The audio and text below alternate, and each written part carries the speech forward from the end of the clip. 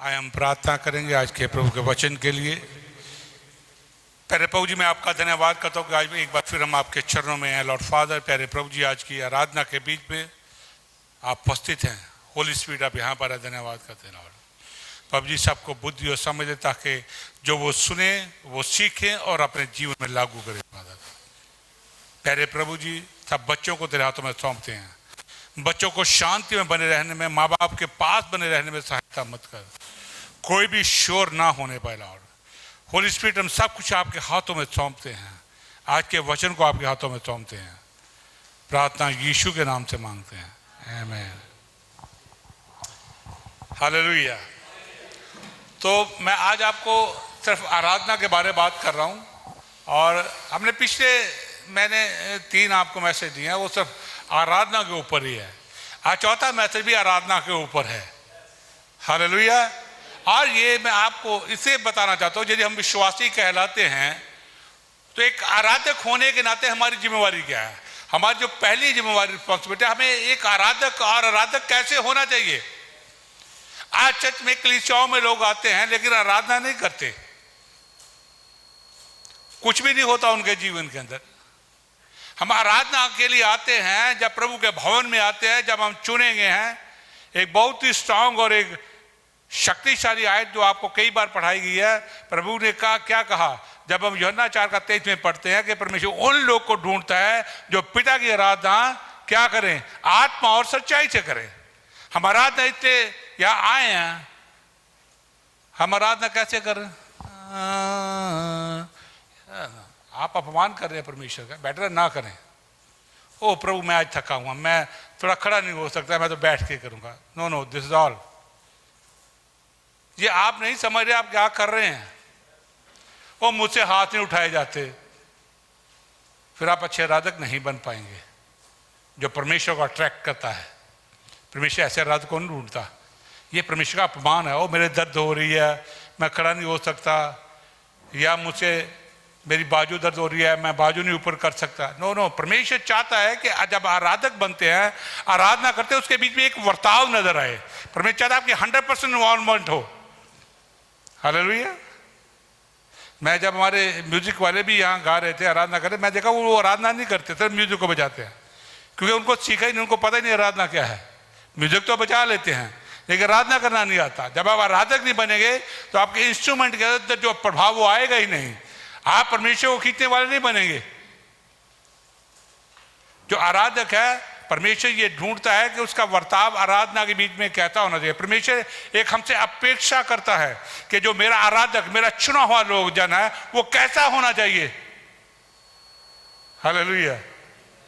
समाज उसी बात पे करेंगे कि परमेश्वर क्या चाहता है कि एक आराधक को कैसा होना चाहिए, एक आराधना करने वाले को परमेश्वर कैसे पसंद करता है, और वो क्या चाहता है। प्रभु, हमें ये बात गंभीरता से पता होना चाहिए। यदि हम आराधना करने वाले हैं, इंस्ट्रूमेंट बजाने वाले हैं, तो ये आपको बड़ा डीपली पता होना चाहिए कि आपसे परमेश्वर के आराधक होने नाते क्या अपेक्षा करता है।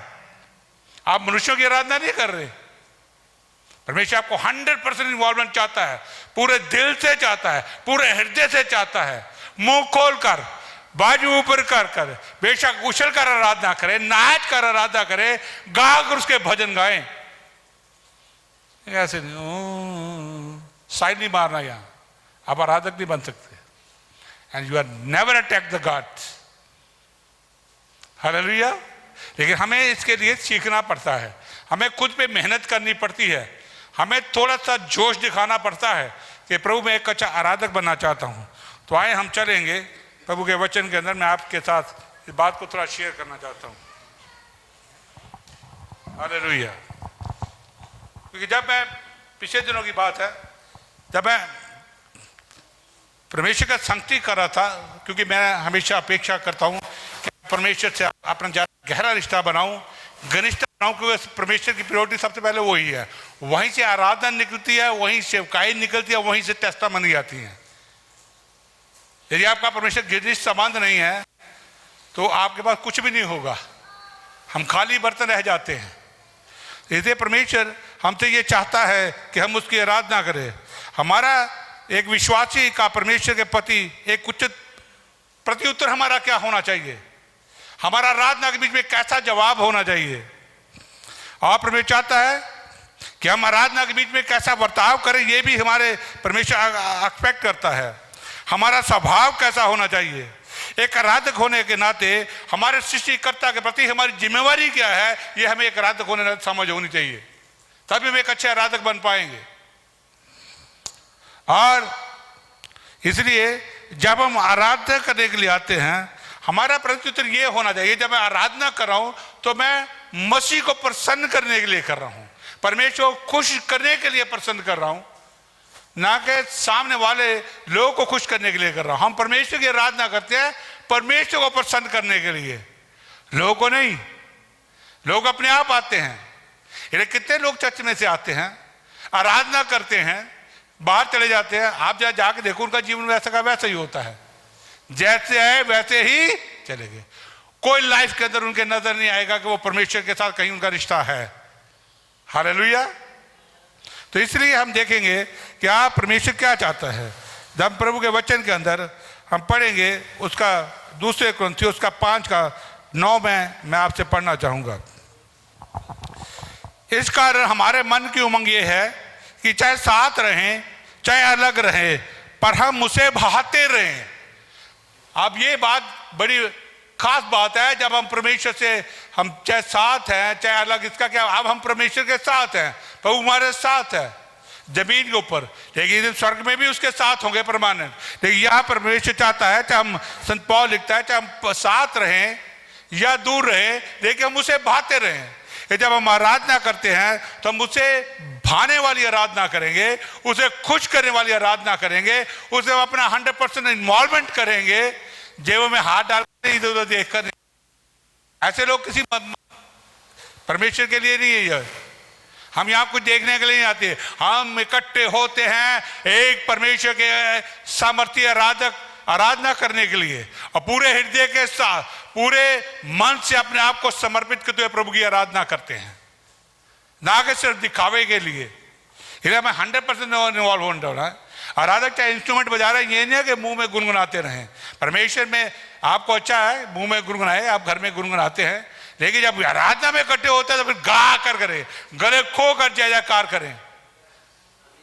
हालेलुया, आमीन। और ये परमेश्वर को अटैक करता है। यदि वाकई परमेश्वर हमारे लिए कुछ मायने रखता है, हम समझते हमारा सृष्टिकर्ता से हमारा उद्धार किया हमारे लिए को मायने रखता है, तो हमें फिर उसकी आराधना एक सामर्थ के साथ करनी है, एक शक्ति के साथ करनी है, पूरी इन्वॉल्वमेंट के साथ करनी है। उसके बीच में हमारा वर्ताव नजर आना चाहिए, प्रभु चाहता है। हालेलुया। और हम उसे एक परमेश्वर से आराधना करें, प्रेम से करें कि वो मुझसे प्रेम करता है, वो मुझे चाहता है। अगर दुनिया के अंदर है तो सबसे बड़ा वही प्रेमी है जो मुझे चाहता है, जो मेरे माँ बाप से भी ज्यादा मुझे चाहता है। उसका नाम यीशु है। मैं उसकी आराधना करने के लिए आऊं, मेरे बहन भाइयों से भी चाहता है। हालेलुया। आराधना जो है वो परमेश्वर के साथ एक रिश्ते को स्थापित करता है, गहरे को। आप एक आराधना एक रिश्ते के समान है, एक रिलेशनशिप के समान है परमेश्वर के साथ। जब आराधना के बीच में जाते हैं, आराधना के अंदर, इसलिए जब आप आराधना करते हैं उसके अंदर एक स्वभाव नजर आए, आपका एक रिश्ते के अंदर एक स्वभाव नजर आता है, क्रिया नजर आती है, आप कुछ करते हैं रिश्ते के लिए। जब परमेश्वर के साथ रिश्ता है, आराधना में एक रिश्ता है, तो हम अपना क्रिया और अपने स्वभाव को प्रकट करें वहां पे आराधना करके, गाकर वो कितना महान है। ये बात बताए कि प्रभु मैं आपसे साथ कितना गहरा एक रिश्ता मेरा है, मेरा आपसे कितना गहरा प्रेम है, मैं आपसे वाकई प्रेम करता हूं। और जब हम प्रेम करते हैं तो उसका उत्तर हम देते हैं आराधना के बीच में, अपने आप को 100% इन्वॉल्व करके, ना कि मन मर्जी से। हालेलुया। इसलिए कि हम ये एक बहुत ही जरूरी है कि परमेश्वर के लिए हम उसके एक अच्छे आराधक बने, हम उसके स्तुति करने वाले बने, उसकी बढ़ाई करने वाले बने।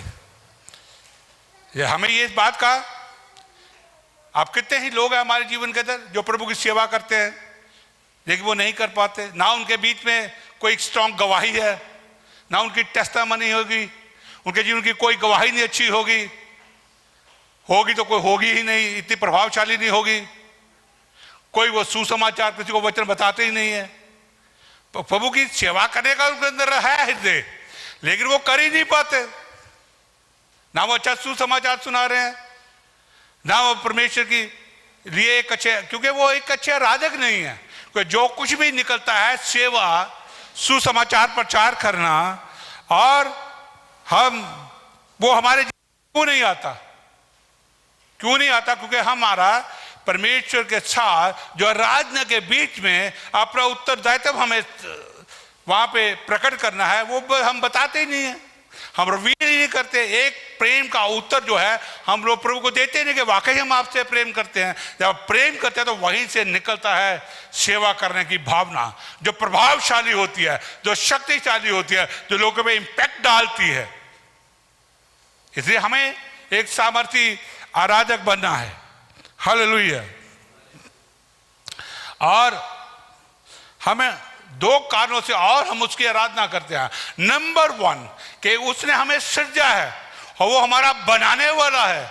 ये हम भली बात ही जानते हैं कि वो रचने वाला हमारे वाली बनाने वाला है, इसलिए हम उसकी आराधना करते हैं। दूसरी बात, क्योंकि वो मेरे लिए मरा और फिर जी उठा, इसलिए हम उसकी आराधना करते हैं, उसकी महिमा करते हैं कि वो मेरा उद्धार करता है, मेरा परमेश्वर है, मेरा प्रभु है, इसलिए उसकी आराधना करते हैं।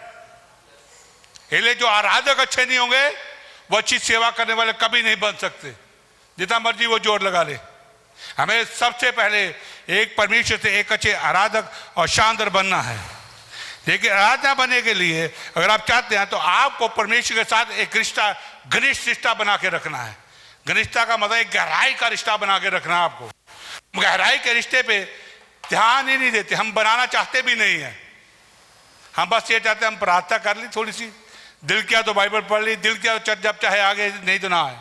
आज कितने लोग नहीं है क्योंकि बाहर थोड़ा ठंडा है, नहीं आना चर्च में, रिश्ता ही नहीं है अच्छा, एक अच्छा आराधक ही नहीं है वो। उनके लिए काम बड़ा महत्वपूर्ण है। हालेलुया। उनके प्रभु का डर कम है, अपने बॉस का डर ज्यादा है, इसलिए वो अच्छे आराधक नहीं बन सकते। आराधना के लिए कितने अब वही हैं जो गंभीर है, बाकी कहाँ घर में कि बाहर ठंड बहुत है, अच्छे आराधक नहीं है वो। हालेलुया। उनका प्रभु से घनिष्ठ रिश्ता ही नहीं। पहले घनिष्ठ रिश्ते को बनाइए, एक गहरे रिश्ते को बनाइए परमेश्वर के साथ, तब एक अच्छे आराधक बनेंगे, तब आपका एक प्रभावशाली सेवकाई होगी। रिश्ता ही नहीं है पर नॉर्मल था, ठीक है तेरे ठीक है, दुआ कर ली, जो कह दिया कर लिया, that's all. This is not normal, this is not the way God wanted. परमेश्वर अपनी सृष्टि से कुछ और चाहता है, पूरा चाहता है। वो चाहता है कि हम उस उत्तरदायित्व को परमेश्वर के प्रति निभाएं। हालेलुया। और हम देखते हैं, और हमें जब आराधना करते हैं तो हम यीशु के पास उसकी आराधना करने का जनून होना चाहिए, पवित्र जनून आपके अंदर होना चाहिए कि आप वाकई लग आराधना कर रहे हैं। मैं कितना बोल बोल के चिल्ला रहा था कि सब आराधना करें, लेकिन वो जनून आ ही नहीं रहा था बाहर, क्योंकि है ही नहीं वो आराधना करने का। हम कहीं ना कहीं वो उस पर जुड़े ही नहीं है, गहराई से नहीं जुड़े हुए हैं। आपके अंदर से जनून आना चाहिए। कुछ लोग के अंदर से आ रहा था जनून, एक पवित्र जनून हो आराधना करने का। और परमेश्वर चाहता है कि आपके अंदर एक पवित्र जोश हो, जो सिर्फ परमेश्वर के साथ गहराई और घनिष्ठता के द्वारा ही आपके जीवन से प्रकट होता है।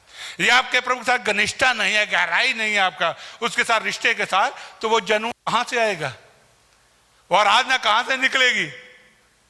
फिर तो बात आ गई, ठीक है, दैट्स ऑल। हालेलुया। इसलिए हमें परमेश्वर के साथ एक घनिष्ठता को उत्पन्न करना है। हम कैसे करें? आए हम आज इन बातों को भी समझेंगे कि हम परमेश्वर के साथ उस घनिष्ठता को कैसे स्थापित करें। तो मेरे साथ आपको मैं एक और वचन को पढ़ूंगा, जैसे प्रभु के वचन के अंदर लिखा है, श्रेष्ठ गीत, और उसके अंदर 1:4 को मैं पढ़ूंगा। श्रेष्ठ गीत उसका 1:4 के अंदर क्या लिखा है?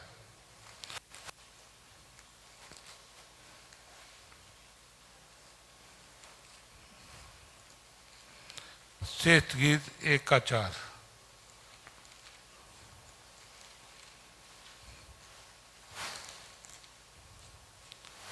मुझे खींच ले, हम तेरे पीछे दौड़ेंगे।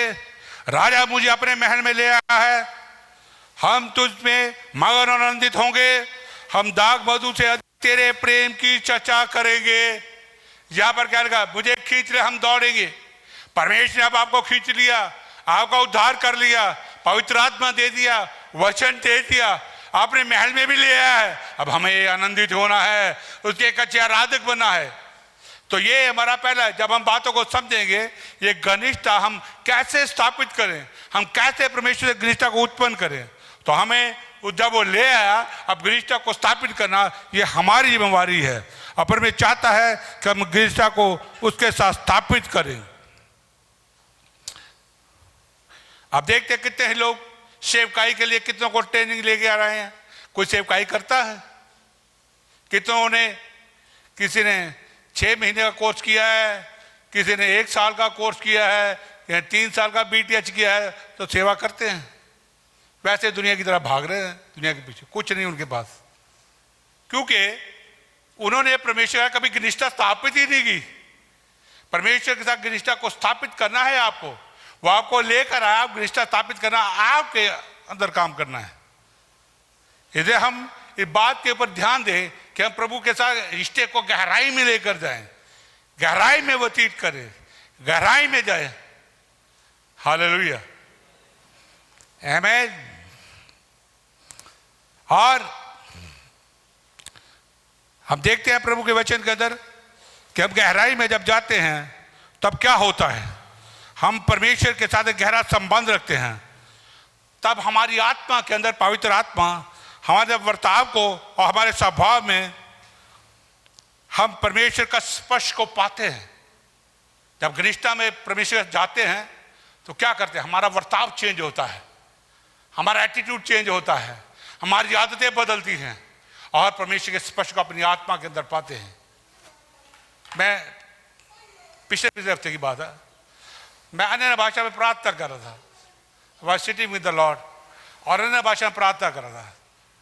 मुझे लगभग 1 घंटा हो गया, I was talking with Jesus, लेकिन अंदर से मैं दूसरे गिफ्ट में काम करना शुरू किया, इंटरप्रिटेशन ऑफ द भाषा का इंटरप्रिटेशन करने। अब मैं उसे समझ रहा था, लेकिन वो इंटरप्रिटेशन अंदर से ये आया कि आपने एक अच्छे और सामर्थी आराधक बनना है, आप एक अच्छी आराधना करनी है। मैं दंग हो गया।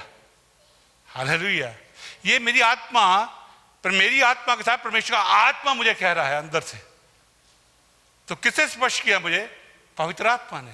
कहाँ स्पर्श किया? मेरी आत्मा के अंदर, मेरे अंदर वो चीज आई। हालेलुया, क्योंकि मैं घनिष्ठता में हूं, मैं परमेश्वर के रिश्ते में गहराई में जा रहा हूं। आप भी जब रिश्ते में गहराई में जाते हैं, एक घनिष्ठता को स्थापित करते हैं, तो आप देखेंगे आपके अंदर वर्ताव के अंदर चेंज आ जाएगा, आपके स्वभाव के अंदर चेंज आ जाएगा, आप बड़े ट्रांसपेरेंट हो जाएंगे। हालेलुया, आप लोगों की मीठी चापलूसी बातों के अंदर नहीं आएंगे। आमीन, हालेलुया। और क्योंकि मैंने काफ़ी चीज़ों को देखा है और समझा, अनुभव से जानता हूँ, कई बार मेरे बच्चे थोड़ा सा भी काम करके गए ना, ये कर लिया, तो मैं कभी सेटिस्फाई नहीं होता। मैं कहा this is all normal, nothing is, कोई खास नहीं आपने किया, अभी करना है बाकी। You have done nothing, you have to do, it is very normal, what you are doing is normal, extraordinary. ये तभी आता है जब आप परमेश्वर के साथ रिश्ता में संबंध बनाते हैं। और हम देखते हैं वहां पर, और तब हम अपने स्वभाव में परमेश्वर के स्पर्श को पाते हैं, हम मसीह के समान बनते चले जाएंगे। हमारे पास ज्यादा समझदारी आ जाएगी पहले से ज्यादा, हम ज्यादा समझदार हो जाएंगे पहले से ज्यादा, हम और बुद्धिमान बनते चले जाएंगे। और आपको ये रियलाइज करना शुरू करेगा, हर मोमेंट रियलाइज करना शुरू करेगा कि परमेश्वर आपसे क्या चाहता है, वो प्रभु आपको रिवील करेगा। Every movement will be a powerful movement in your life. और आप अपने फालतू के आप समय को बर्बाद नहीं होने जाएंगे, बल्कि आप परमेश्वर के साथ उसको व्यतीत करें घनिष्ठता के अंदर कि आप चाहते हैं कि आप प्रभु के लिए कुछ करें। हालेलुया। तो मैं आपको इसके बीच में वचन के अंदर लेके जा। हम लूका की इंजील उसका 10वें अध्याय को निकालेंगे। मैं उसके साथ आपके इस वचन को पढ़ना चाहूंगा 38 से 42 तक। वहां पर क्या लिखा है?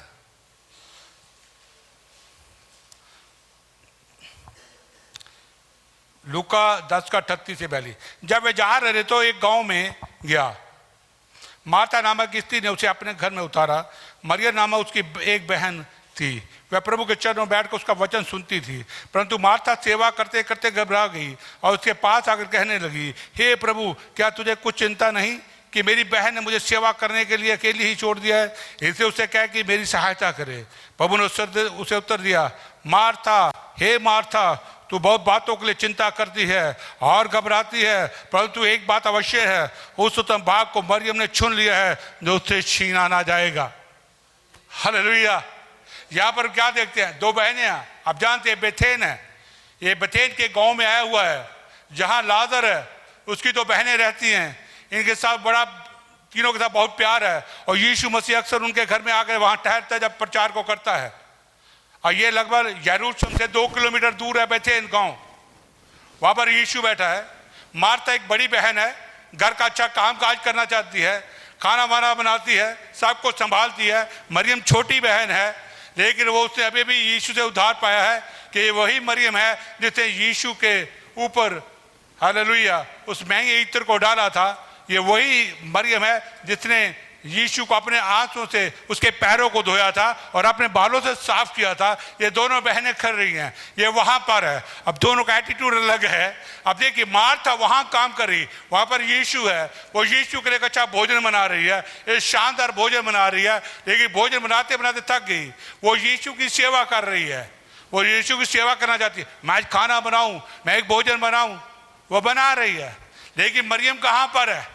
वो यीशु के साथ एक रिश्ता को स्थापित करने के लिए, एक गहरे रिश्ते को स्थापित करने के लिए वो कहां पर है? वो यीशु के चरणों में बैठी है, वो घुटनों के बैठ बैठी है कि यीशु क्या कहना चाहता है। वो यीशु के साथ गहरे रिश्ते को बना रही है।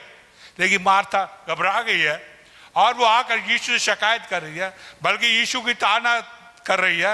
यीशु एक गेस्ट के रूप में आया उनके घर में, लेकिन वो ताड़ना कर रही है, क्या यीशु तुम्हें कुछ चिंता नहीं है? मैं काम करते करते थक गई हूं, अब मार्था को बोलिए मेरी मदद, मरियम को बोलिए मेरी मदद करे।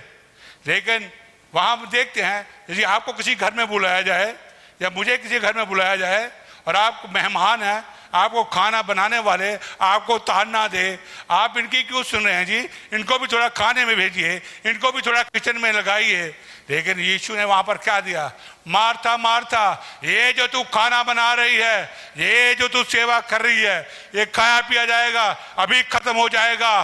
लेकिन जो सेवा ये कर रही है, जो ये सुन रही है मेरे से गहरा रिश्ता बनाने के लिए, ये अनंत काल तक इसके साथ रहेगा। हालेलुया। तेरा ये काम अनंत काल तक तेरे साथ नहीं जाएगा, लेकिन जो मेरे साथ बैठा है, मेरे साथ टाइम व्यतीत करता है, जो मेरे साथ संचार करता है, जो मेरे साथ प्रार्थना में उचित टाइम व्यतीत करता है, उसे कोई घबराहट नहीं होती है, वो आराम से बैठी है। हम देखिए वहां पर क्या हो रहा है। वहां पर जो सेवा कर रही है बाहर, वो चिंता में है, प्रभु इसको मेरे साथ लगा दे, वो चिंता कर रही है। लेकिन जो मरियम है यीशु के साथ बैठी है, वो कैसे है? वो शांति में बैठी है, उसको कोई घबराहट नहीं है, उसको कोई चिंता नहीं है। हालेलुया। यही हमारे जीवन के अंदर होता है।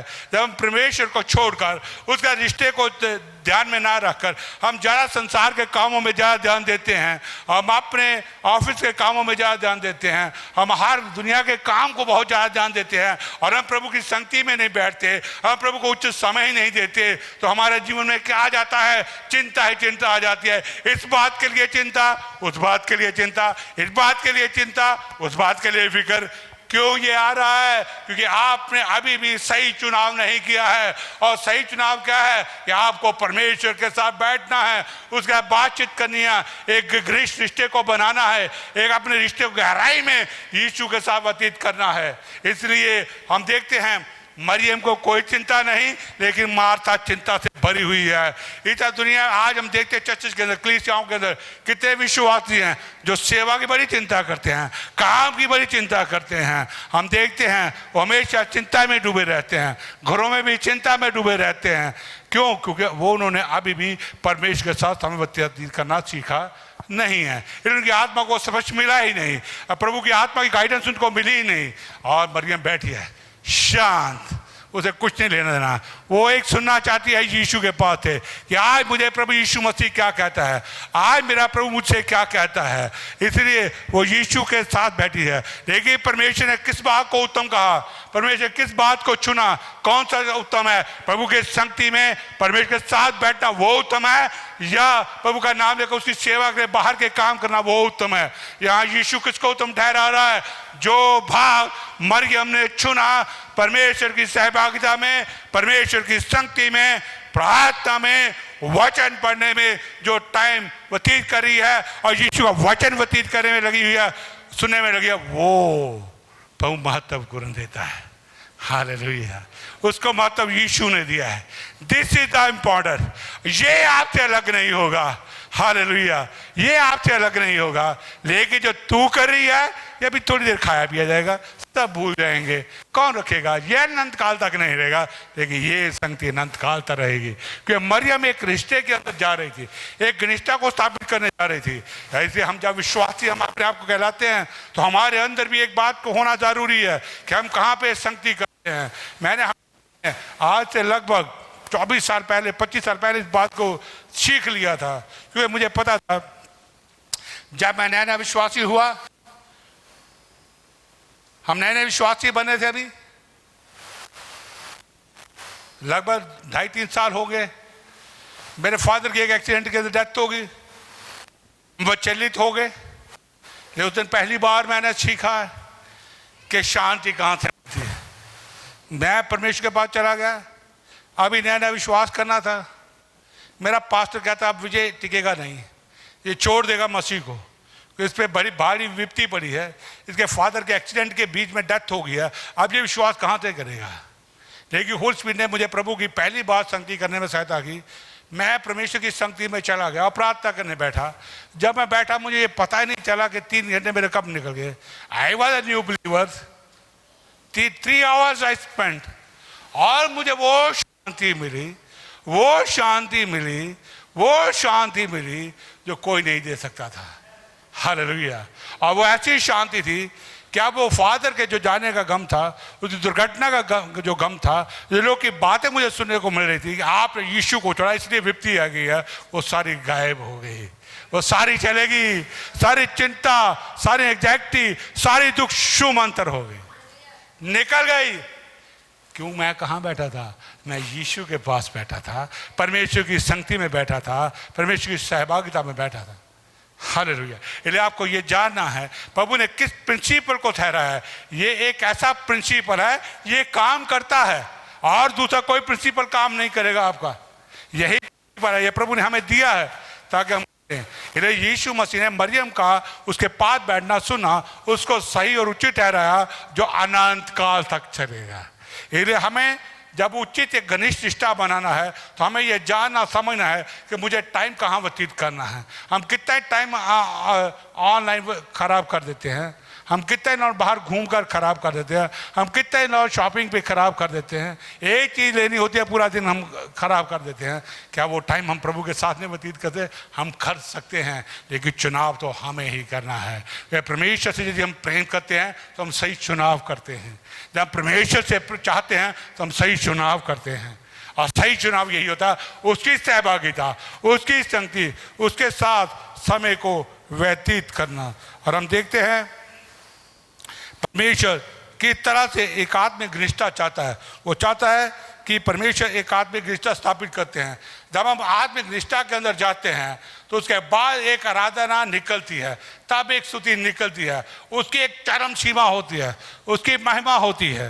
जैसे प्रभु के वचन के अंदर प्रकाशित वाक्य 3:15-16 में लिखा है, देख हालेलुया, आत्मा कलीसिया से क्या कहता है कि ना तू गर्म है और ना तू ठंडा है।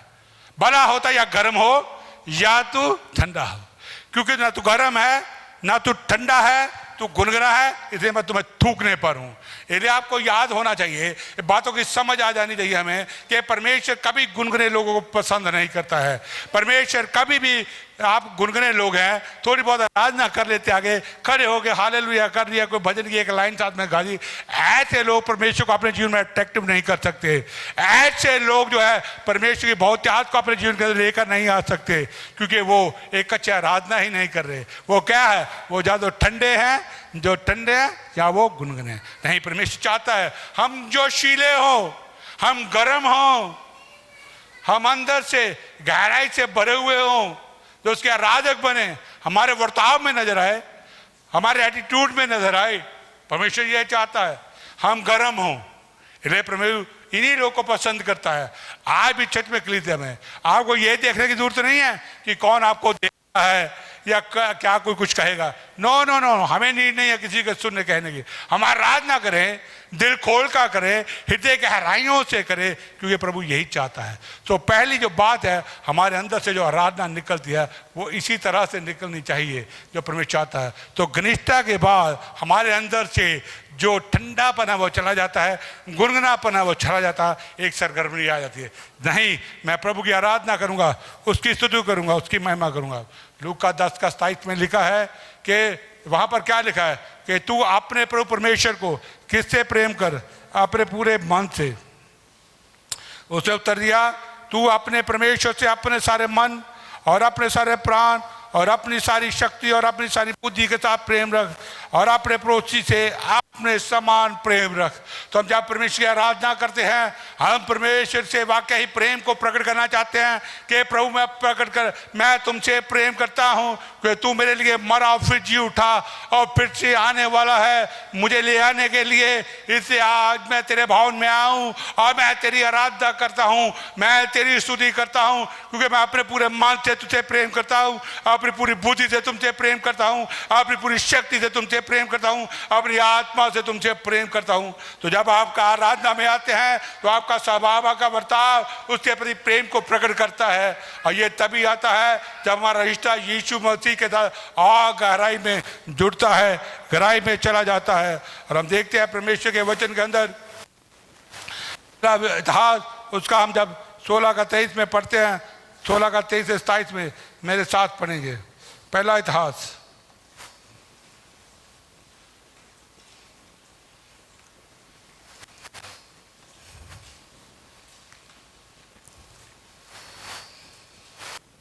आए, पहले हाथ के अंदर देखिए हम क्या करते हैं। 23 का 27 में यहाँ पर प्रभु का दास क्या कहता है, हे समस्त पृथ्वी के लोगों, यहोवा का गीत गाओ, प्रतिदिन उसके किए हुए उद्धार का शुभ समाचार सुनाते रहो, अन्य जातों में उसकी महिमा का और देश देश के लोगों में उसके आश्चर्य कर्म का वर्णन करो, क्योंकि यहोवा महान और स्तुति गति योग्य है। वह तो सब देवताओं से अधिक योग्य है, क्योंकि देश देश के सब देवता मूर्तियां हैं, परंतु यहोवा ही ने स्वर्ग को बनाया है। उसके चारों ओर वैभव ऐश्वर्य है, उसके सदन में सामर्थ्य आनंद है। जब हम देखते हैं यहाँ पर एक आराधना, एक स्तुति करने वाले लोगों का एक स्वभाव, उनका एक वर्ताव को हम देखते हैं।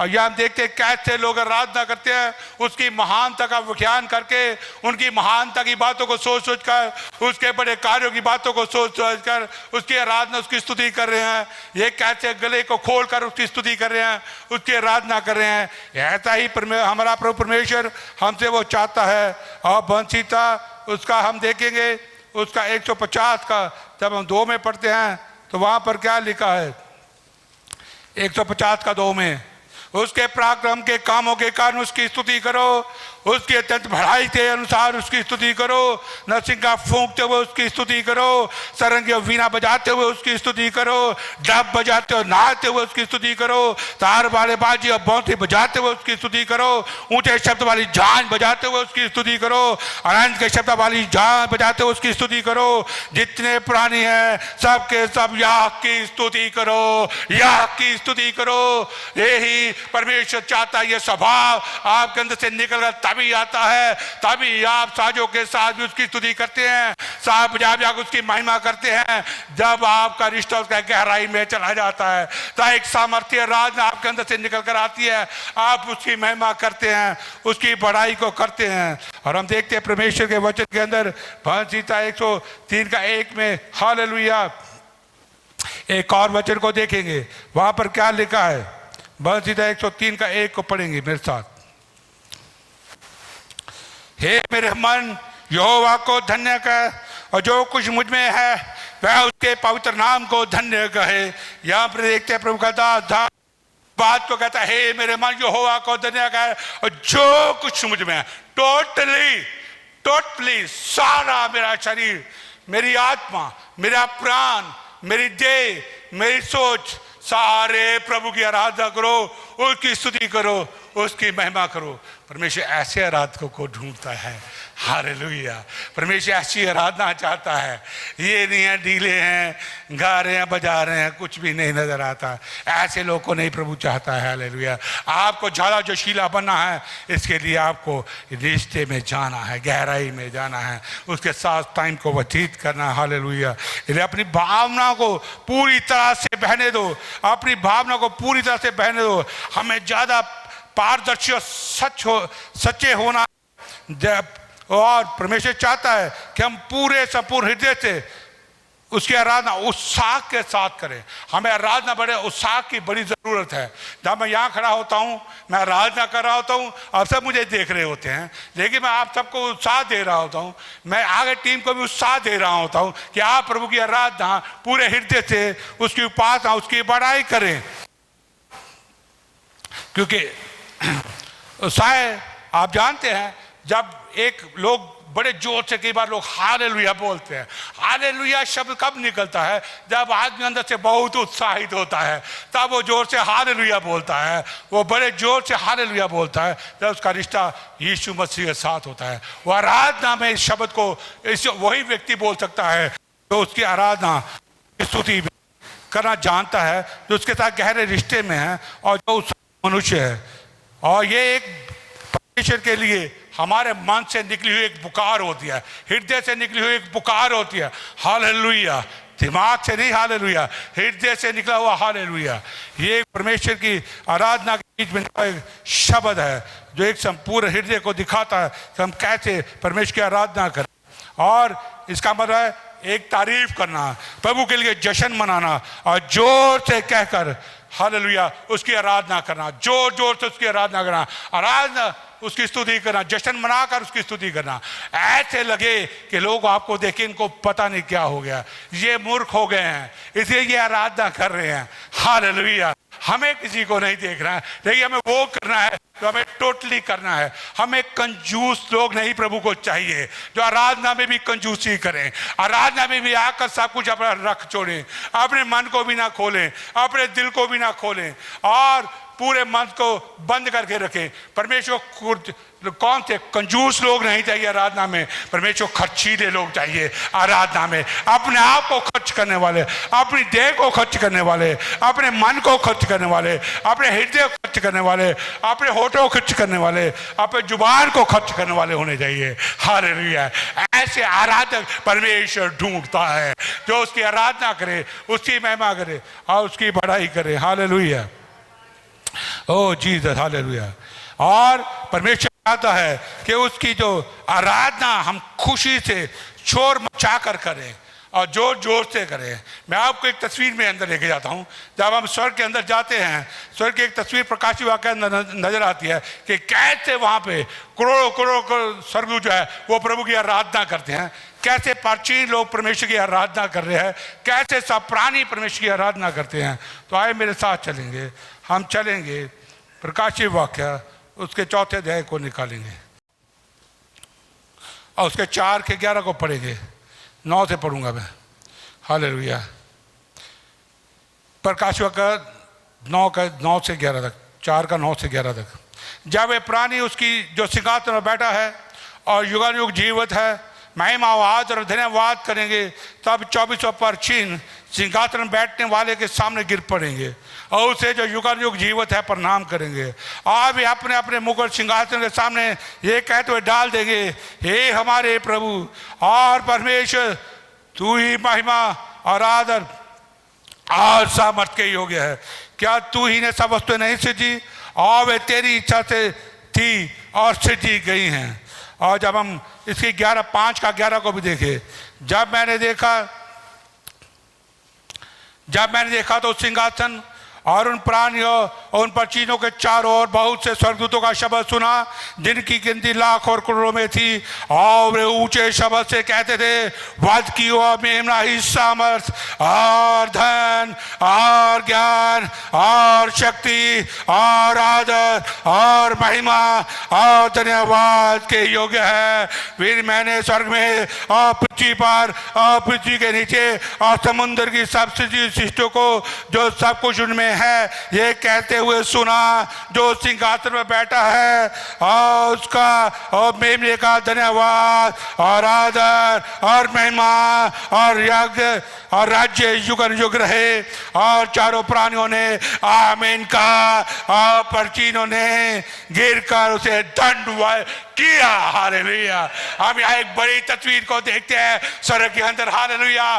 कैसे करोड़ों लाखों स्वर्गदूत परमेश्वर की आराधना करते हैं, कैसे जमीन पर रहने वाले आराधना करते हैं, जमीन के नीचे रहने वाले आराधना करते हैं और समुद्र में रहने वाले आराधना करते हैं। दिन और रात परमेश्वर की स्तुति करते हैं, दिन रात परमेश्वर की महिमा करते हैं। और अंत में हम क्या देखते हैं कि वहां पर जितने प्राणी हैं उन सब ने भी परमेश्वर की आराधना की। हम देखते हैं जितने भी बड़े द्रवृत थे जो प्रभु के सिंहासन के सामने खड़े थे, वो आराधना कर रहे हैं, वो स्तुति कर रहे हैं। कैसे उन्होंने अपने अपने मुकुट परमेश्वर के सम्मान में, उसके आदर में उतार दिए, उसके चरणों में रख दिए और घुटने टेक कर उसकी आराधना करने लगे, उसकी स्तुति करने लगे, उसकी महिमा करने लगे। हालेलुया। आप जान सकते हो स्वर्ग में कितनी आराधना करनी है। हमें स्वर्ग में भी अगर पहुंचना है, हमें जाना है, वह एक ही बात होगी, आराधना होगी, आराधना होगी। आप बस आराधना और स्तुति और महिमा होगी और कुछ नहीं होगा। यदि वो लोग स्वर्ग में रहकर प्रभु का इतना सम्मान करते हैं तो हमें पृथ्वी पे रहने वालों को कितना करना चाहिए। क्या हम ये करते हैं? हमें ऐसे ही प्रभु की आराधना करनी है, उसकी स्तुति करनी है। ये आपको एक स्वर्ग की मैंने तस्वीर बताई है कि एक आराधक को कैसा होना चाहिए, उसका वर्ताव कैसा होना चाहिए, उसका स्वभाव कैसा होना चाहिए। और हम देखते हैं प्रभु के वचन के अंदर आगे चलेंगे।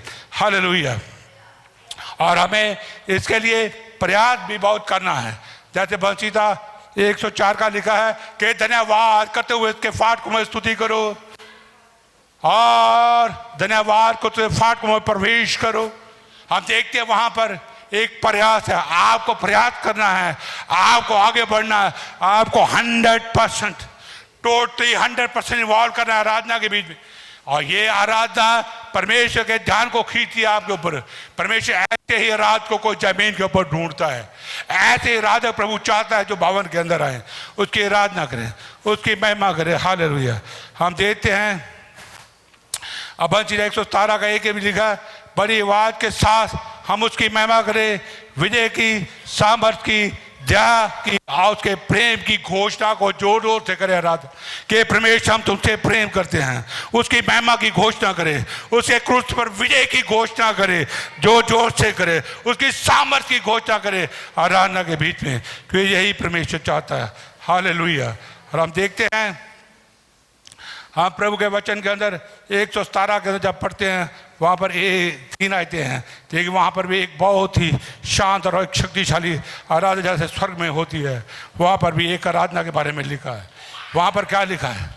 हे जाति जाति के सब लोगों यहोवा की स्तुति करो, हे राज्य राज्य के सब लोगों उसकी प्रशंसा करो, क्योंकि उसकी करना हमारे ऊपर प्रबल हुई है और उसकी यहोवा की सच्चाई सदा की है, यह की स्तुति करो।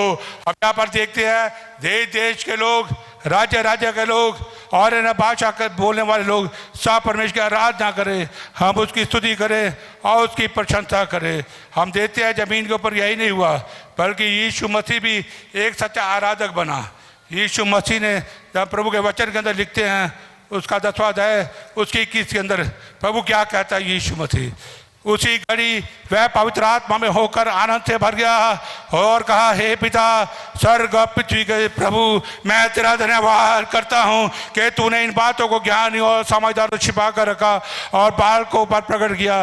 हे पिता, क्योंकि तुझे यही अच्छा लगा। और अब यहाँ पर देखते हैं कि प्रभु यीशु मसीह आराधना कर रहा है, परमेश्वर की उसका धन्यवाद कर रहा है, उसकी स्तुति कर रहा है किस बात के लिए कि प्रभु तूने जो आराधक ठहराने हैं, तूने इनको समझदारों से छिपा कर रखा, बुद्धिमानों में छिपा कर रखा, हम बाल को प्रकट कर दिया, हम मूर्ख को प्रकट कर दिया। वो जानता है कि वो एक अच्छे आराधक नहीं बनेंगे लेकिन हम बनेंगे, इसलिए हमें चुना है ताकि उसके एक अच्छे और एक शक्तिशाली हम आराधक बने। हालेलुया। हम प्रभु के वचन के अंदर जब और जाते हैं तो और बहुत सारा वचन है। पहला था 13:8 में लिखा, दाऊद और इस्राएल के सारे लोग बड़े जश्न के साथ और बड़े जय जयकार के साथ यहोवा के सामने को स्तुति करते थे, उसकी आराधना करते थे, उसकी बड़ाई करते थे। हालेलुया। इसलिए जब हमारा प्रभु यीशु इतना आराधना कर रहा है, वो प्रभु को धन्यवाद चढ़ा रहा है, वो उसकी महिमा कर रहा है, लेकिन पवित्र आत्मा से आनंद से भरकर प्रभु यीशु मसीह परमेश्वर की महिमा कर रहा है और उसको धन्यवाद कर रहा है। इसलिए हमें इससे और कितना होना चाहिए। हम देखते हैं परमेश्वर हालेलुया पुत्र यीशु मसीह जब दूसरा शमूएल दाऊद को देखते हैं एक अच्छे आराधक के रूप में 6:13-16 में, जब यीशु मसीह जब वो संदूक परमेश्वर का इस्राएल के बंदर लाया गया तो दाऊद एक अच्छा आराधक था। वो जानता था परमेश्वर की आराधना का मतलब क्या है, वो जानता था आराधना क्या होती है। इसलिए उसने क्या किया, उसने शर्म महसूस नहीं की, उसे ये नहीं कहा लोग मुझे क्या मूर्ख कहेंगे। उसने अपने सारे कपड़े उतार दिए और सारी दुनिया के सामने उतारे, एक धोती को बढ़ा और अपने सारा वो इसी तरह से धोती को पहनकर सारे इस्राएल के सामने, बड़े बड़े लोग के सामने, सबके सामने परमेश्वर की आराधना कर रहा है, परमेश्वर की स्तुति कर रहा है। प्रभु की आराधना क्यों, आराधना को जानता था, वो को पता था परमेश्वर की आराधना क्या चीज है और ये प्रभु को कैसे हमारे जीवन में लेकर आती है काम के लिए। इसलिए वो एक सच्चा आराधक बनकर उसकी आराधना करा, उसने किसी की परवाह नहीं की। उसकी बीवी मीकल ने उसके खिलाफ बोला, परमेश्वर उसकी खोप को बंद कर दिया और उसे क्या जवाब दिया, मैं तो ऐसे ही नाचूंगा, मैं अपने प्रभु के लिए नाचता हूँ, मैं अपने यहोवा के लिए नाचता हूँ। जब आप यहाँ पर आते हैं आप पंथर से उछलें, आपसे कूदें, आप परमेश्वर की आराधना करें, ये परमेश्वर को पसंद आता है। आपको ज्यादा बुद्धिमान समझदार दिखने की जरूरत नहीं है। ओ लोग क्या कहेंगे, मैं तो बड़ा समझदार हूँ, मुझे हाथ नहीं उठाने हैं, मुझे हाथ नहीं हिलाने हैं, अरे लोग मुझे क्या कहेंगे। हालेलुया। अगर लोग की चिंता करोगे आप प्रभु को कभी प्रसन्न नहीं कर पाओगे। हालेलुया। इसलिए हमें परमेश्वर ने एक अच्छे आराधक होकर चुनना लिखा है। हालेलुया। आप 27:6 में लिखा है कि मैं अपने परमेश्वर के सामने, हाले परमेश्वर मेरे सारे शत्रुओं पर मुझे जयवंत करेगा और मेरे वो शत्रुओं से ऊंचा उठाएगा। इसलिए मैं अपने परमेश्वर की महिमा करूंगा, उसकी आराधना करूंगा, उसकी स्तुति करूंगा। इसलिए हम दाऊद वहां भी लिखते हैं कैसे प्रभु की आराधना करता है। वो जानता था मेरी जो विजय है मेरे विरोधी, मेरे शत्रुओं पर, हालेलुया, यहोवा की ओर से आती है। इसलिए वो उसकी आराधना करने वाला एक व्यक्ति है, एक स्तुति करने वाला व्यक्ति है। हालेलुया। इसलिए हम जब हम आराधना करते हैं, हम स्तुति करते हैं, तो हम आराधना और स्तुति इसी तरह से करनी है। हम आगे प्रभु के वचन के अंदर चलेंगे। मैं आपको ज़्यादा नहीं पढ़ाऊंगा। जब मत्ती की इंजील, उसको मत्ती की इंजील 26:6 से 13 तक हम पढ़ते हैं और उसको 19 का 37-40 तक पढ़ते हैं। वहाँ पर एक आराधना का स्वभाव बताया गया, बड़े ध्यान से सुनिए। हालेलुया। यीशु मसीह के क्रूस पे चढ़ने का समय निकट आ गया है और यीशु मसीह आज ही यरूशलेम में प्रवेश करने वाला है। यीशु ने अपने चेलों को बोला कि तुम जाओ और बाहर से एक गधी को पकड़ कर लाओ जिस पे कोई ना बैठा हो। आज मुझे बैठना है, आज मुझे विजय के साथ यरूशलेम में प्रवेश करना है।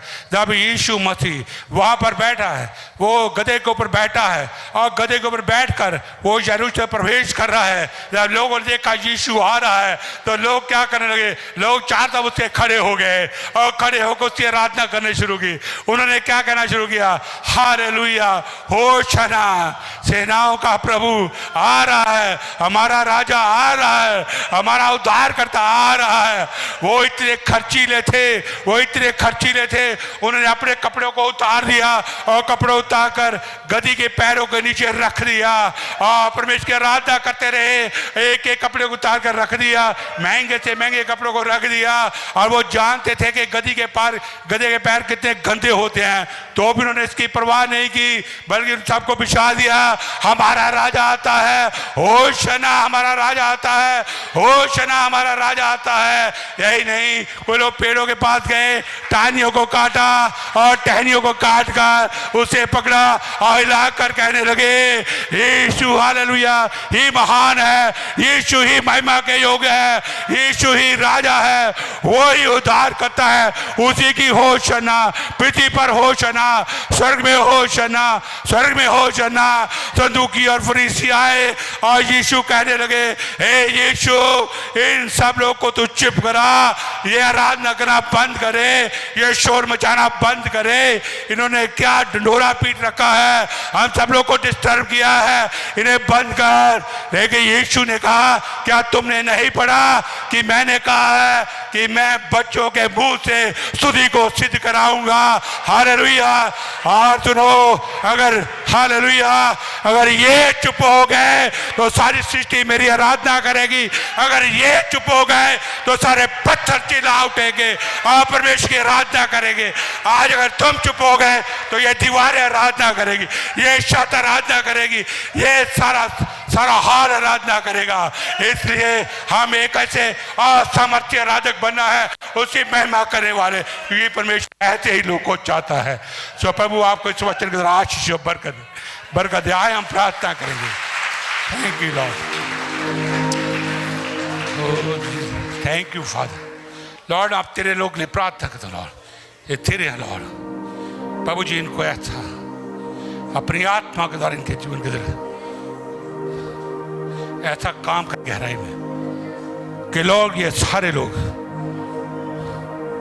तेरे साथ एक रिश्ते के लिए जाए और एक सच्चे आराधक बन जाए और पूरे जोश के साथ, बड़े उत्साह के साथ और हर पवित्र भोजी तेरी आराधना करें और पूरे सच्चे होकर ये पृथ्वी के लोग को, दुनिया को बताने पाए कि तेरे आराधक है, बिना लोग की परवाह करे, बिना लोग के देखे हुए, ताकि इनके जीवन का तेरी महिमा हो। और ये खुदावंद ये तो खींच कर अपने महल में ले आया, स्वर्ग के स्थानों में लेकर आया, जिनके नाम तूने जीवन की पुस्तक में लिखे हैं। लॉर्ड इनको ऐसा ही बना, एक ऐसे सामर्थ्य आराधक बने हो फादर, तुझे महिमा देने, तुझे पहला स्थान देने वाले। धन्यवाद प्रभु जी, आपने सबको आशीष कर दिया, बरकत दे दी है।